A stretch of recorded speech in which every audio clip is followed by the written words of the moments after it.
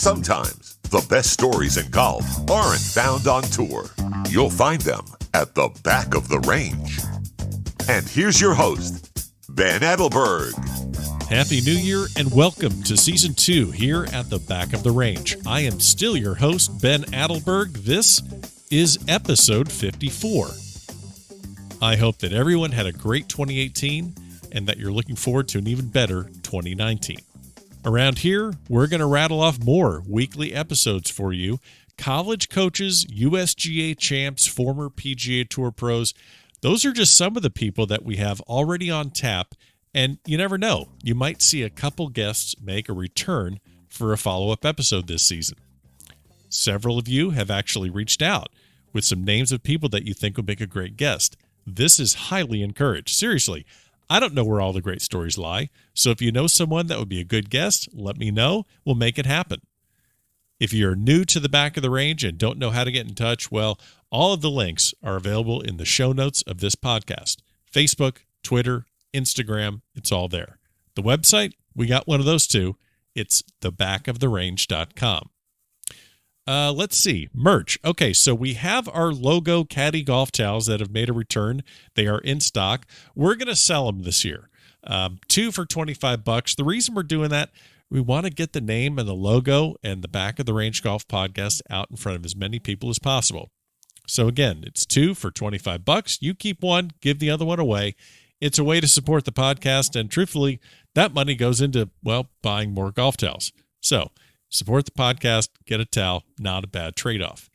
Finally, before we get to this week's guest, thank you so much for listening and enjoying the Back of the Range in Season 1. Keep sharing these episodes, leave comments, leave reviews in Apple Podcasts. It's all greatly appreciated. This week's guest is Marty Hackel.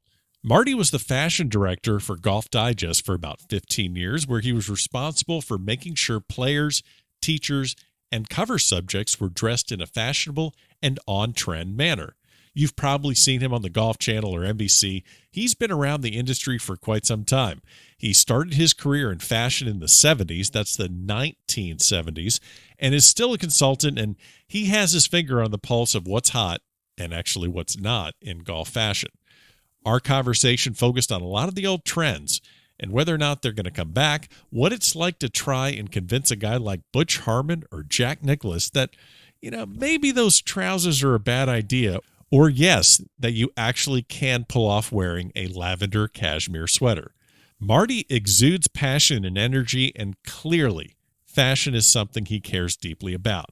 So let's kick off Season 2 in style, our first episode of 2019. We welcome Marty Hackel to the Back of the Range. Marty, how are you, sir? Couldn't be better, Ben. Couldn't be better. Well, I'm thrilled that you're taking the time to join us here. This episode is, like several episodes, is recorded over the phone. Unfortunately, our travel budget isn't as what it should be. I couldn't get up to New York to see you. But in your honor, I have decided to dress up a little bit for this episode today. So I went into the closet. I got my best 1998, circa 1998 Ashworth full cotton golf shirt with the big massive sleeves. I'm talking like VJ Hal Sutton style shirt here. Tucked it into a fresh pair of cargo shorts. I got black shoes on and big white calf socks. Are you okay? Did I just put you into a coma with that? No, I've done a little research before we started to talk, Ben. Oh no! I took a look at some of the images of you. Oh no! In your amateur career. Oh my God! A guest researched me. I don't. Oh, this is fantastic. Go ahead. And this afternoon, Home Depot will be delivering a mirror to your house because I'm positive you don't have one. What? Marty, listen. Do you know how hard it is to find size 14 pink FootJoy shoes? I mean, so as a matter of fact, Ben, oh no. I have a friend who has just started an internet sock company, and it's socks by size. Really? So if you're a size, seriously now, okay. If you're a size 14 shoe, you can go to this. I think it's Kane11 is the name of the company. Okay, we're gonna get that. Yeah, check this out, and you can go there and you can get size 14 socks, All right. and they're great colors and they're a lot of fun. And you know what? They're going to fit you perfectly. We're going to look into that, and we're going to put that link in the show notes of the episode, or the show notes of this episode of the podcast. Yeah. I'm still just a little bit knocked off my game here. So I dress like shit. Is that what you're saying, Mr. Style, Marty Hackel? I dress bad? Is that what you're saying? No. What I'm saying is, okay. I think you sometimes get confused about thinking that if you wear something that's a little more roomy, that's a little bit larger, okay, you'll have more freedom to swing. We know your golf credentials are solid, Ben. Okay. So we're not questioning your ability to play. Okay. What we're saying is you could perhaps even enjoy playing more by wearing clothes that fit you properly. You know, people say to me all the time, listen, I wear this size because it gives me more freedom to swing. And I go, excuse me, but didn't I watch the Summer Olympics, and don't I watch those sprinters? And don't they wear like compression stuff? Yeah. And if they wanted more freedom for their legs to move, wouldn't they wear oversized running shorts? I can't argue. I can't argue with that. What am I missing here? You know, Tiger Woods is a perfect example of this. Yeah, well, and I'm glad you brought Tiger up, because this is actually the first episode I'm recording post the match, Tiger against Phil. So I figured that's a perfect segue into Tiger's late 90s, early 2000s attire versus what he's wearing now. And then if you're able to tackle what the hell Phil's doing with these, you mentioned Home Depot, let's go with his Office Depot button-down shirt thing he's doing. So, yeah, give me your thoughts on where Tiger's at. Give me your thoughts on where Phil's at, just briefly, about what the hell they're wearing now.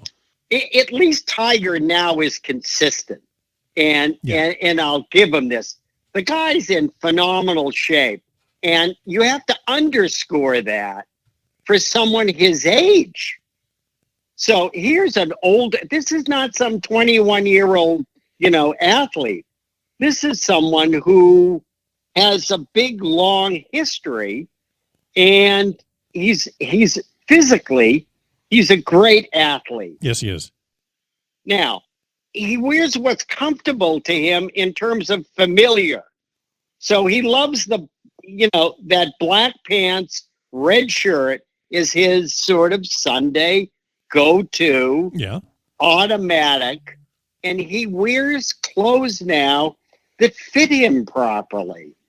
In the beginning, when he first started playing as an amateur, and I know his dad has passed away, so I say this with the greatest amount of deference, but his father wouldn't let Tiger buy a shirt. He would give him all of his old golf shirts. So Tiger started wearing Earl's extra large golf shirts.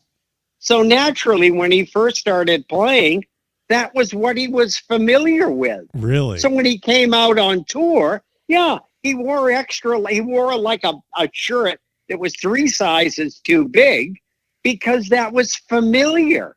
That's what he was used to wearing. He used to wear these big pleated pants for the same reason. He thought his thighs were too big and it would make him look weird. So let me just hop in just to clarify for people listening. So what you're saying is, because Tiger wore his father's old golf shirts that were too big for him, then he comes on the scene, winning the 3 straight U.S. AMs from 94 to 96, wins the Masters 97. Obviously, Nike is right there as he turns pro. Are you saying that Nike Golf's clothing line, with its oversized shirts and that whole kind of trend, started because, in a sense, Tiger Woods liked baggy shirts and pants? Well, in a sense, I'm saying that, but I want to clarify that a little bit, Ben. Sure. Nike didn't introduce oversized golf shirts. To the contrary, they made a pretty standard classical size. Tiger just selected the size that was too big for him. Got it. Always, because that was comfortable in his mind. That was familiar in his mind. And God love her, Amy Reynolds, who's for years, has been the coordinator at Nike, helping Tiger sort of put it all together. Kudos to her, because over the years, he's now started to wear clothes that fit him properly. Sure. So maybe Tiger picking a size too big, not Nike, so to speak, but Tiger making that and people assuming that's the fashion. Maybe that's what contributed to everyone wearing those baggy shirts back then. Oh, absolutely. And don't forget, Tiger's presence, Tiger's, sort of personality was such that people really didn't tell him what to wear. Of course. He sort of said, hey, this is what I'm comfortable wearing. Yeah. And people deferred to him, understandably. Of course. So, he still is, I got to match my shoes to my belt to my hat. Yeah. Now, I happen to think that's a bad mistake, because that's why we end up with this horrible white belt syndrome. We're gonna devote a lot of this some of this episode to the white belt. I wanted to, before we get too far down into a bunch of the other players you've been around on the PGA Tour and your career in golf. So you started in fashion. You've been in fashion your entire life, but can you tell me a little bit about when you started playing golf, and then also how specifically did your fashion career transition into more of a golf fashion career? Yeah, and I'm sort of I've been playing golf now for 25 years now.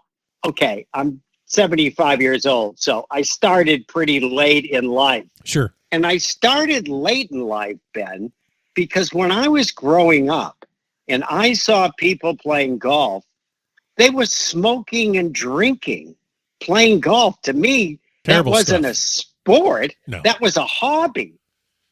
If you could do stuff like that, I wanted to play a sport where you could break your leg, where you could bleed, where you could suffer, because I equated that with sport. Now, fast forward to 25, 30 years ago, when I finally figured out that all of my friends on Saturdays, that's what they did. They played golf. Sure. And I wanted to hang out with my friends. So I decided, heck, I'm going to have to learn this game if I want to be with my friends. Yep. So that's why I started playing. And, it doesn't take long that if you have even a drop of ability, as soon as you par the first hole You're hooked. in your golfing career, that's it. Yep. It's over. Yeah. And since then, I've been, I love golf. Now, my career has always been in fashion. I worked at Neiman Marcus for a long time. I played tennis the whole time. I lived in Dallas and worked at Neiman's. Okay. And it wasn't until I came to New York until I started running Alexander Julian, which was a fashion company that made men's sportswear, a fashion company that made really cool, colorful knit shirts. And we said, wait a second, these would be perfect on the golf course. And suddenly I started playing golf, and I put two and two together, and I started looking at what golfers were wearing. And lo and behold, I discovered that there weren't a lot of fashion people that were terribly involved in golf. So it became kind of a sort of a niche career for me. Sure. And I started advising companies. Some companies came to me, Burberry, Dunhill, and said, what should we do and how do we approach it? And lo and behold, I had myself, a little consulting business, and that grew and grew and grew. And suddenly one day, Golf Digest said, hey, maybe there's a place for fashion and style in golf. Of course. And suddenly I became, quote unquote, the fashion director. And in the beginning, 20 years ago, people were looking at me and going, huh? Right. Fashion director? Yeah. What the heck is this? Well, it's so fascinating because I even remember when I started playing golf, 25, 30 years ago, if I went to go, if mom and dad take you to, we got to go get some golf clothes, you just go to the sporting goods store, or you just go to whatever department store and just, find something. But now you have websites like Trendy Golf, you have, PJ Superstore and all these golf related stores that have so many more options out there. It's really completely changed. Before I get too far down that, so you mentioned Golf Digest being a fashion director. So were you at, like, when they do a photo shoot, when they do a, if they're giving a lesson article and they show a PGA Tour player, an LPGA Tour player in a swing. Now, were you responsible for making sure they were wearing the appropriate clothes or talking to their brand? Can you walk us through exactly what kind of your responsibilities were? Sure. My main responsibility was to make every single photo shoot that we did at Golf Digest. Every single time we did a photo shoot was to make help the subject look as good as they could look. So whether it was a cover or an instruction article or a series with David Ledbetter or a Butch Harmon, I would go and put together from Butch's closet or David's closet the best outfits that they had to make them look as good as they could look, and coordinate that, go to the shoot, help them change clothes, put them in the best stuff that I could, and make them look as good as they could look. And we had a lot of fun doing it. Now, imagine. Butch was, had a lot of sponsors, so he had to wear certain brands. He wore FootJoy clothing. So I would coordinate with FootJoy and pick out the best stuff. Now, me telling Butch what to wear is a little bit of a reach. It would be like I would suggest in the beginning, right, hey, I think this might be a good combination. And I think over the years, I started to trust Butch. Butch started to trust me. And because we were both trying to achieve the exact same thing. Right. And, he had his House of Fleming belts that he loved. He had his Rolex watches that he wore with great pride. And he had all of his logoed shirts. So he had his own look. And we had great fun doing this. And I would look forward to going out to, Las Vegas or wherever he was living at the time and help him put it together. And we built a relationship. And over the years, from doing this for so long, not only with instructors, but also with players, eventually, there became a sort of a familiarity.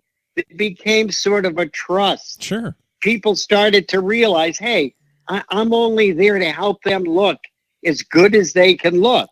Now, take Phil Mickelson, okay, who is, and I say this with the greatest amount of respect and love, Phil's the world's authority on everything. Yes, he is. So if I would go to a photo shoot with Phil would be telling me, okay, you know what? If I wear all black, it'll make me look smaller. It'll make me look trimmer. It'll make me look, more like an athlete. Phil, diets make you look more like an athlete. Clothes don't. Please tell me. Okay? Please tell me you said that to Phil Mickelson. Oh, absolutely. Oh gosh. Call him up and ask him, and we would have a Got good his laugh number around here about it. somewhere.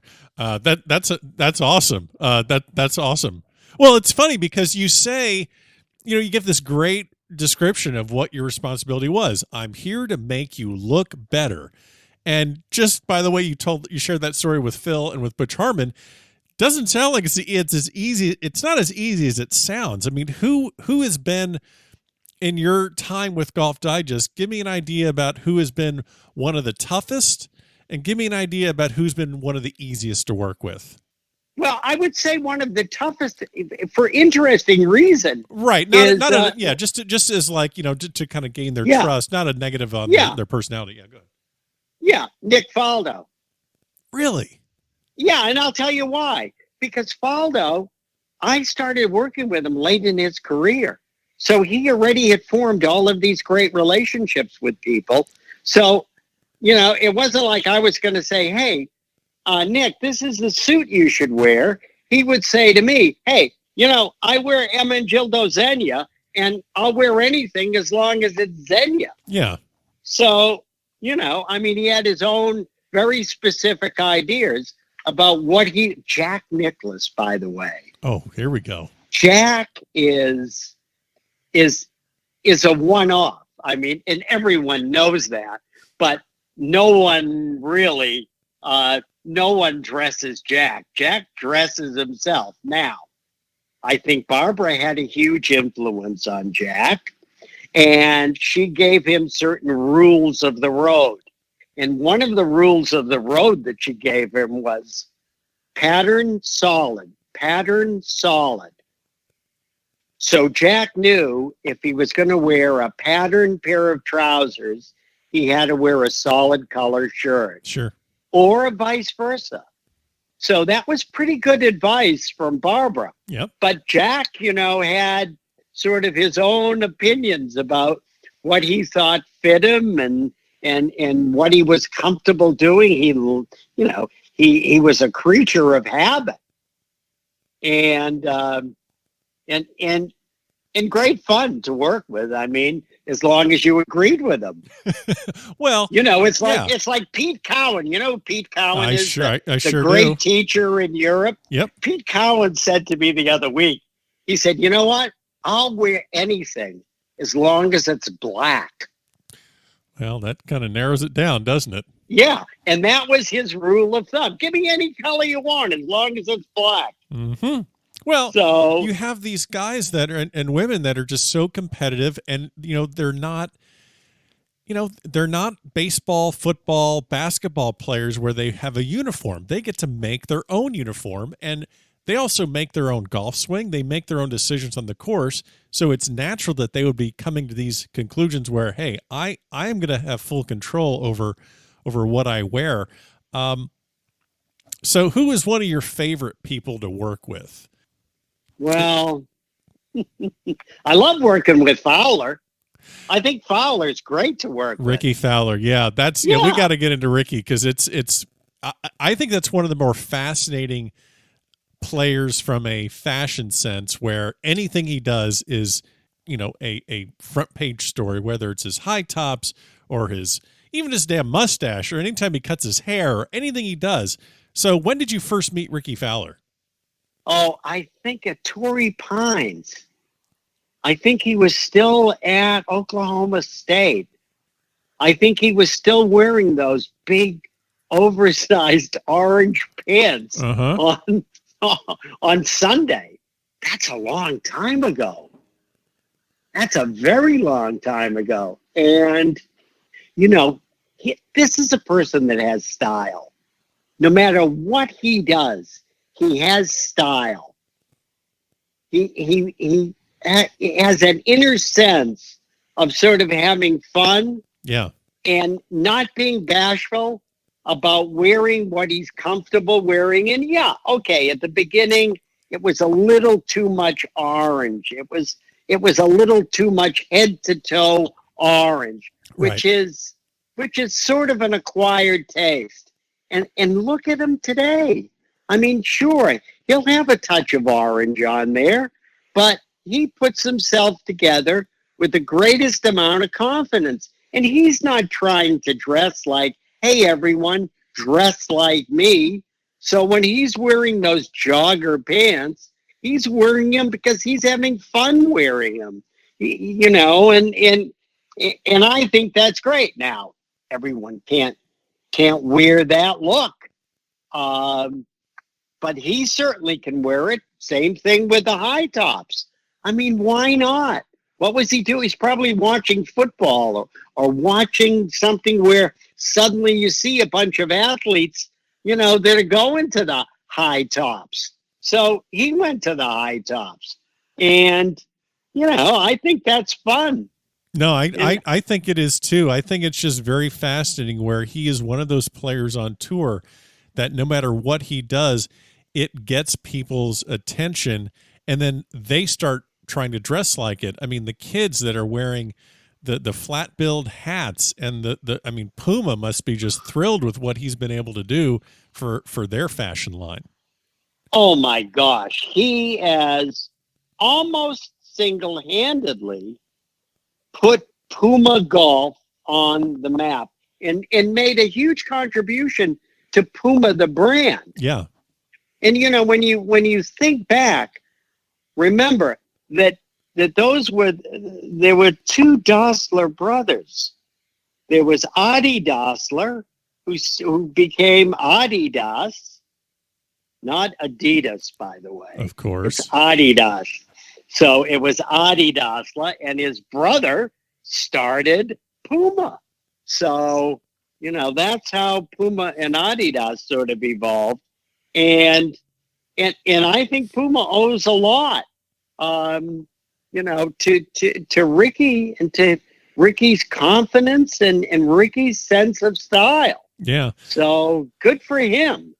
So I have a question for you. Now, a lot of times when you get on the golf course, us amateurs, we go out and play and someone looks at you, maybe you're wearing something funny or it's a little bit of a daring reach. And, you know, sometimes the phrase is like, well, you know, if you play good enough, you can wear whatever you want, or someone says you're not good enough to wear that, or something like that. You know, most amateurs aren't very, you know, we're not, you know, single digit handicappers. We're not like the guys on the PGA Tour. So how do the average amateur, how do they add style to their golf fashion and not worry so much about being good enough player to pull it off? Well, I think two things. Number one, I think if you try to wear what is the appropriate fit for your body type, and that doesn't mean you have to take this to an extreme. Right. But I think if you wear the correct fit, you're way ahead of the game, number one. Number two, you got to keep it simple. Try not to overthink it. If you're a larger person, then try to keep your color palette very simple. So if you're a big guy and you don't want to feel like you're wearing oversized stuff, wear essentially everything that's the same color. Wear a pair of khaki shorts and wear a beige or even a white shirt and wear like a light brown belt. And now you have no contrast between your shorts, your belt, and your shirt. And you're going to look appropriate. So if you keep it simple, if you wear what fits you properly, then, you know, you're way ahead of the game. If you have to stand in front of the mirror, Ben, for longer than 10 seconds and look at what you're wearing, just go change. Okay. If you're looking That's too good long, advice. just go change because there's some doubt there.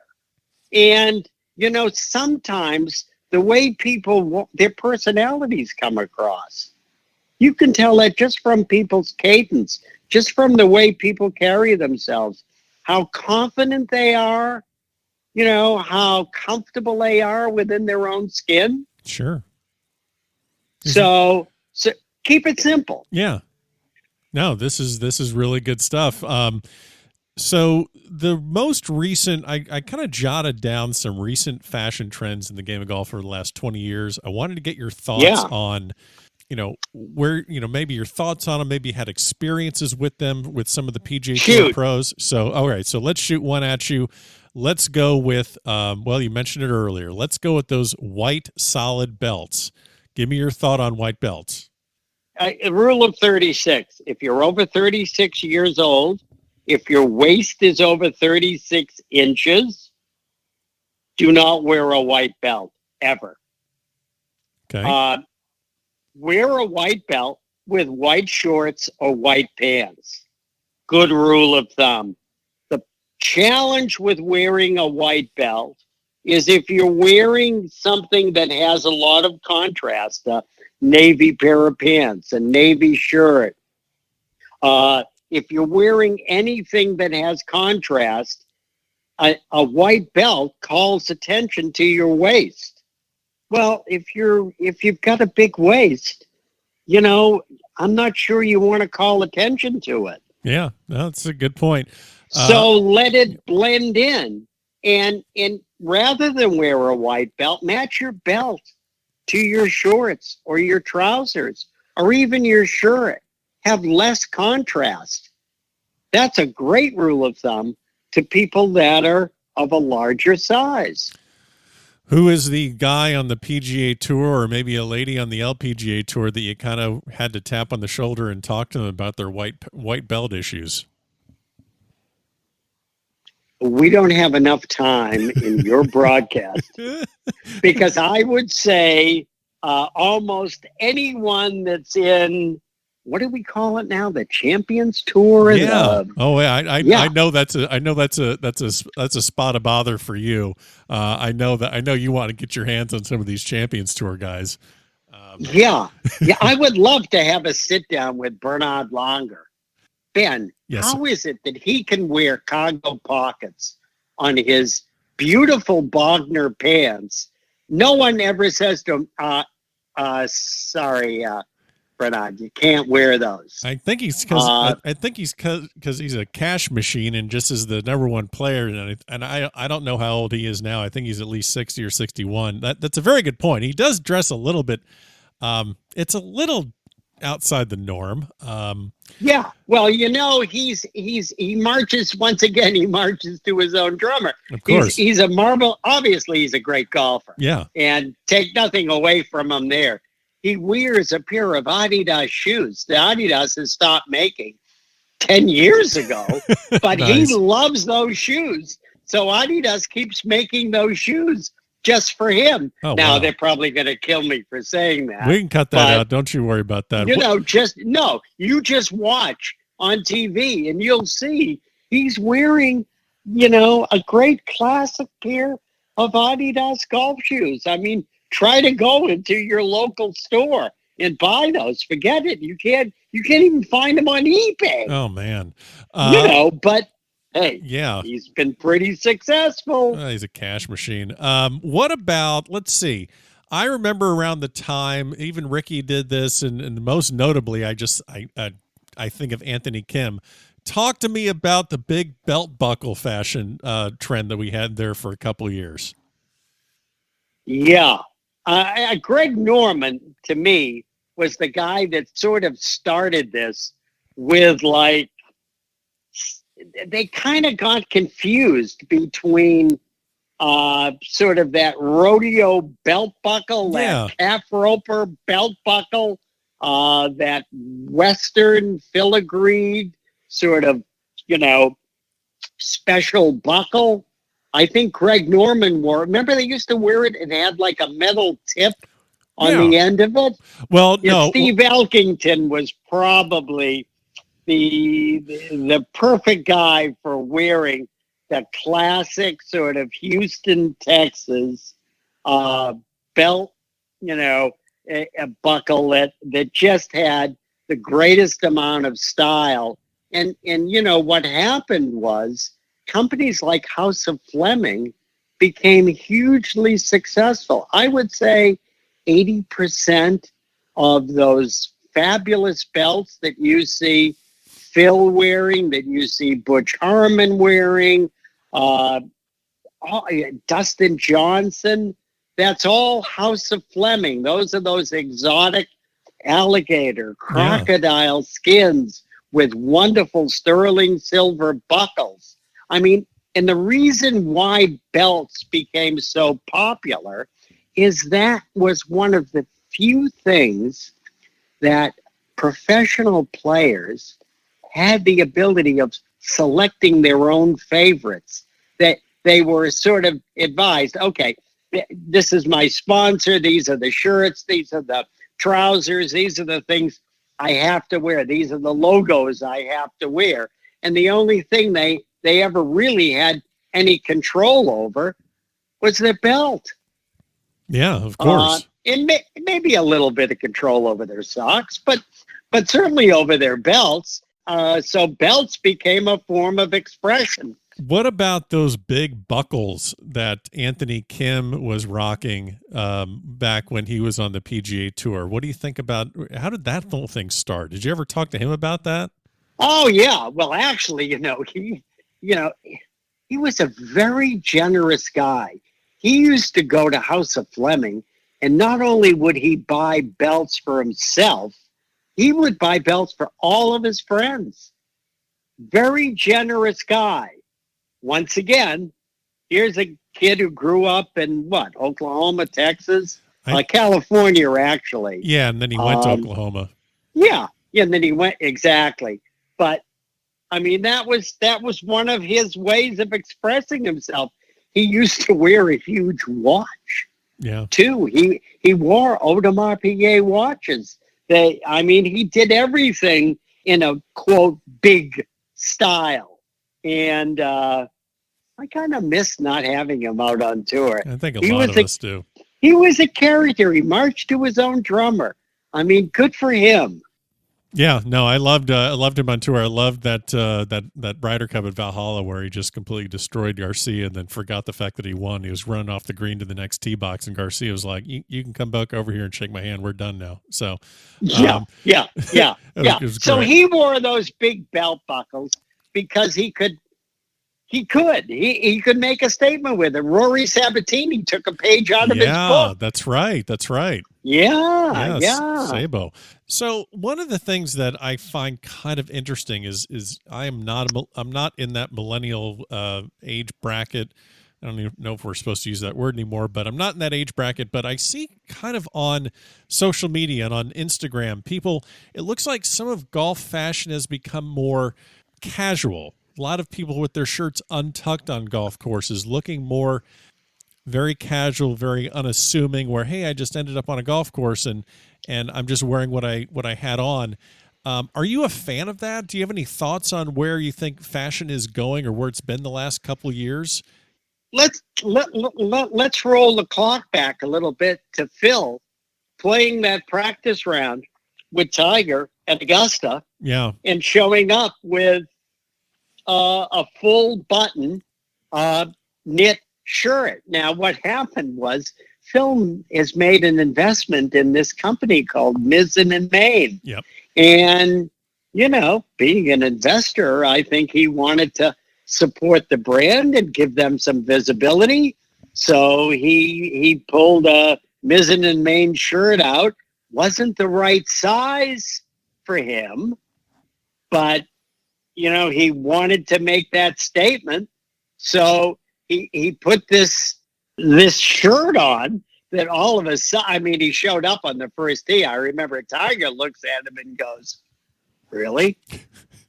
And they are just a perfect odd couple. They're so perfect together. Oh, yeah, exactly. And Phil's had a great time with it. He's had a lot of fun with it. Now, eventually, Mizzen and Main will make a size that will make Phil look good. Sure. I'm positive of that. But kudos for him for having some fun with it and having enough guts to go and do it. So trend-wise, I see people being more comfortable on the golf course. But I think we've started to accept the fact that business attire does not require you to wear a necktie. We now see people wearing shirts, outside of their trousers. So Untuck It has become a huge brand. Yeah, it has. They even have stores. They have a great website. Lots of people are wearing shirts like that. Eventually, that is going to find its way on the golf course. We used to think that the only people that didn't tuck their golf shirts in were people that had a size 46 waist. Right. Now it's become more of a sort of a fashion sort of statement, a style statement, if you will. And people are going around untucked, and it doesn't look unusual. Yeah. I just thought of something that I wanted to throw in. One of the big things with the Ryder Cup and with the President's Cup is the uniforms. I know recently it's been done by RLX, Polo Ralph Lauren, especially since, Davis. Whoa, Ben. I'm sorry. Ben. I got to separate that. Okay, say after me. Yep. Lauren, like Lauren Bacall. Oh, okay. Lauren. My fault. It's Ralph Lauren. Ralph Lauren. Or RLX Ralph Lauren has been doing the U.S. Ryder Cup uniforms for a couple of Ryder Cups now. Okay. Yep. I feel like I just hit one over. I just hit a fashion. I just got a 2-stroke penalty in fashion, and you called me on it. So I appreciate you setting me straight. Yeah. So. No, that's good. So, I think they've done a fantastic job because, one, they've been consistent. Two, you've got to go with a red, white, and blue color palette. You're not going to go with anything else. And I think the uniforms look terrific. Yeah, okay, I don't need the USA printed on the bottom of the trousers. Right. I think that maybe goes a little too far. But look at the cool stuff that they've done. They did that quarter zip camo shirt that was actually a course map. Yeah. Take a close look at that quarter zip. It was really cool. It was trendy because it was camo. It was a course map. So it was sort of creative. And I think Ryder Cup uniforms are really a great opportunity for brands to really make sort of a statement. And I think everything that the U.S. Ryder Cup team has worn over the past couple of Ryder Cups has the Ralph Lauren, has the RLX DNA all over it. So you don't need to see a logo. In fact, you'll notice you never see a logo on any of the uniforms. You don't, but what's really smart is that the USA is in the same font and style as the RLX. So when you look at the USA, it kind of brings your brain back towards, that looks like RLX. Yeah, good observation, Ben. Now, let's talk about the European team, because the European team in the last Ryder Cup, all of their wardrobe was designed and produced by a wonderful Italian company called Loro Piana. And it's a wonderful fashion brand. Now, a lot of people said to me, oh, boy, that orange color was just awful. Well, that orange color is really the corporate color for Loro Piana. If you'll go to a Loro Piana store and buy something, they'll give you a shopping bag with that same color. If you look at the floor, you'll notice that the carpet has got that same color. So Loro Piana, using that color, was merely sort of showcasing it's a business their move. brand. Yeah, it was a wonderful business move, very subtle. And boy, the clothes that the European team wore were brilliant. Were beautifully made, were beautifully put together. Now, a little bit more subtle, perhaps, than previous uniforms. I mean, Darren Clark was really the one that started the Europeans thinking very style, very fashion. Yeah. He brought that because Darren Clark is in my top 10 of guys that have style that play on the tour. I mean, he's one of them. Oh yeah. Yeah. Well, I when you mentioned Darren Clark, I'm thinking to myself, dear God, when they give Poulter the team and he's going to be the captain, wow, what the hell are they going to be wearing that year? You know what? I'll tell you what, Ben. They're going to look terrific. Oh, of course they will, but they're going to have a little bit of Poulter at some point. I mean, whether it's going to be there's going to be some tart in there somewhere. There's got to be a little bit.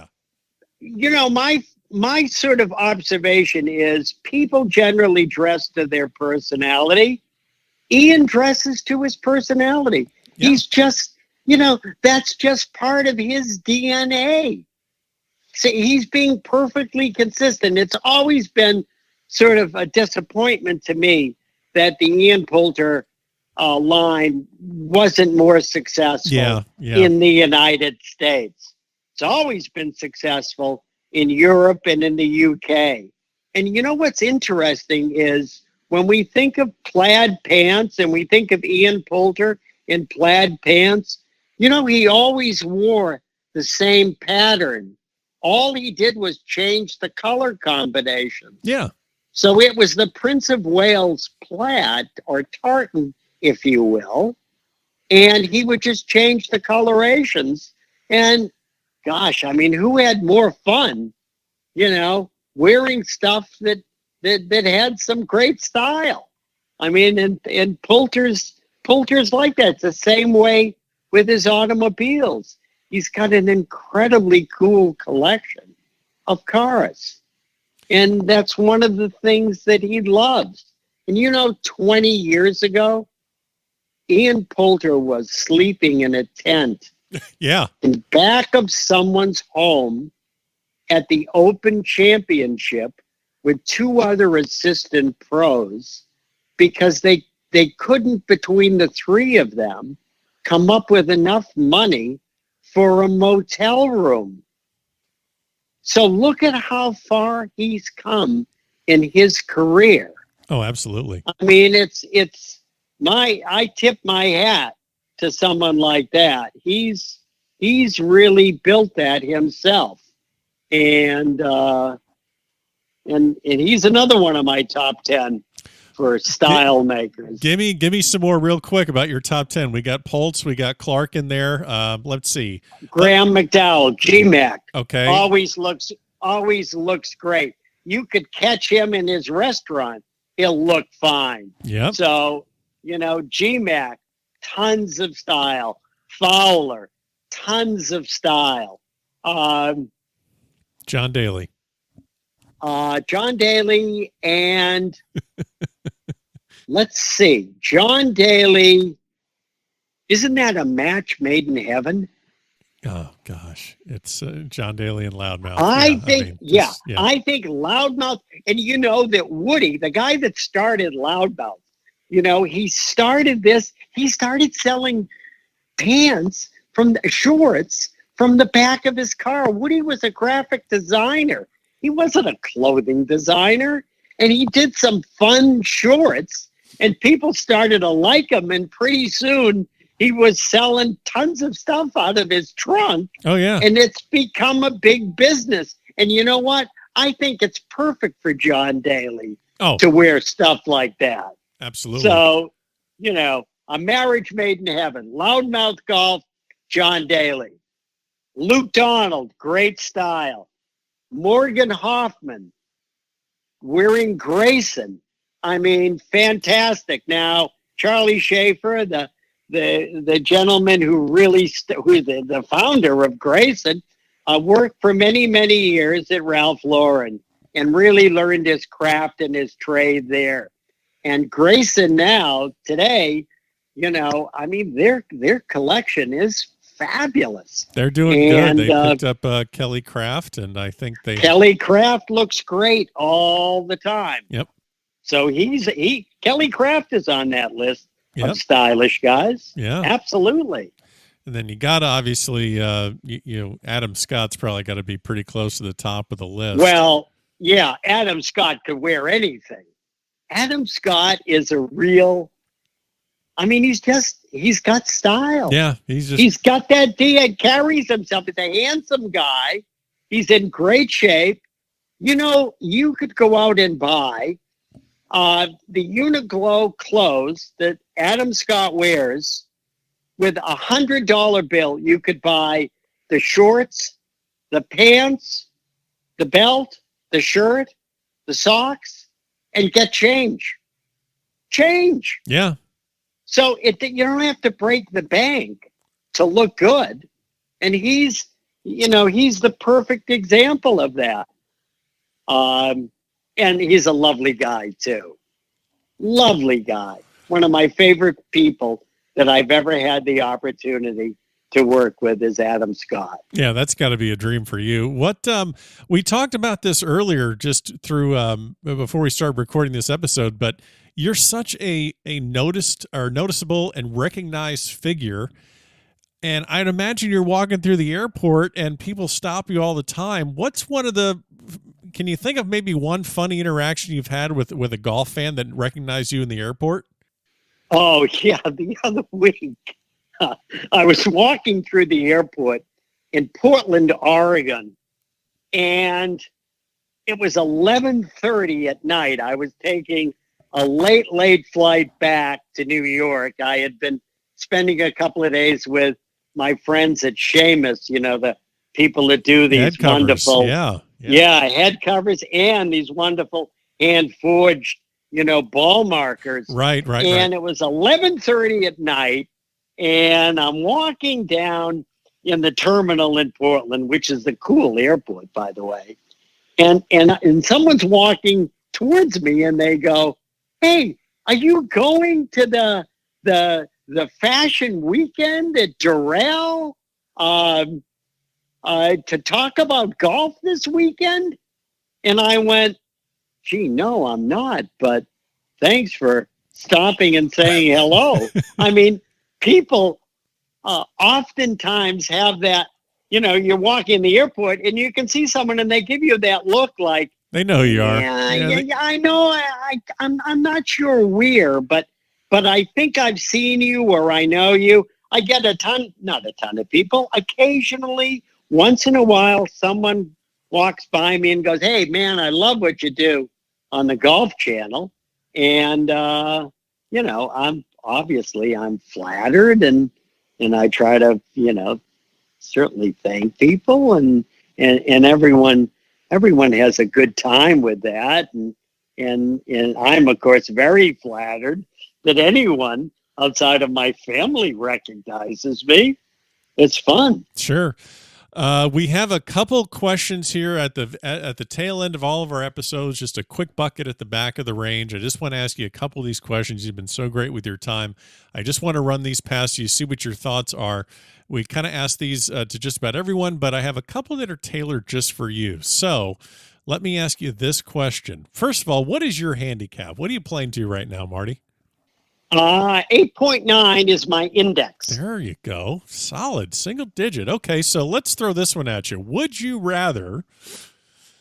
Oh, boy, this is going to test you. Would you rather be able to wear whatever you want, keep your sense of style on the golf course, or would you rather win your club championship 3 consecutive years, but you have to wear plain khakis and a plain blue shirt all the time when you're playing? Okay, if you gave me the choice of wearing anything that I'm comfortable in or wearing oversized khaki shorts with big pleats, a big white belt, and a red shirt that's 2 sizes too big, I'll give up the club championship. I'd rather wear what I'm comfortable wearing and play my normal game. Tiger won the Masters in, Jack Nicklaus won the Masters in 1986 at the age of 46. Compare that to a potential fifth green jacket for Tiger Woods. Which victory would be the more substantial?